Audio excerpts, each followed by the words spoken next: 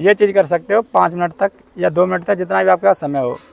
और अंत में आपको करना सेल्फ टॉकिंग ये बोलना कि मैं स्वस्थ हूँ, मैं सहज हूँ, मुझे किसी प्रकार की कोई चिंता नहीं है, कोई तनाव नहीं है, मेरा मन स्वस्थ है, जो मेरे अंदर जो विचार था वो फालतू का विचार था, उससे कोई नुकसान नहीं है, मैं सहज हूँ, स्वस्थ हूँ।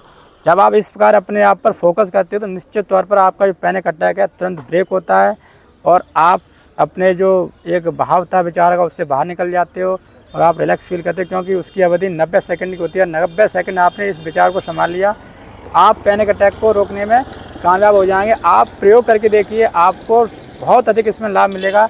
लेकिन जब आप सही तरीके से करेंगे तो मुझे उम्मीद है कि आपको ये चीज़ें काम करती हैं। ठीक है, आपको ये करना है।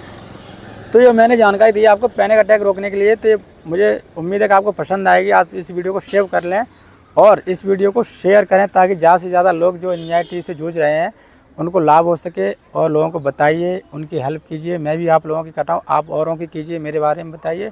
और जो लोग नए हैं वो हमारे पेज को फॉलो कीजिए ताकि ज़्यादा से ज़्यादा लोग हमारे साथ जुड़ करके और लाभ ले सकें। हम आपके लिए ऐसी योगा से जुड़ी हुई, जीवन शैली से जुड़ी हुई नई नई जानकारी लेकर आएंगे।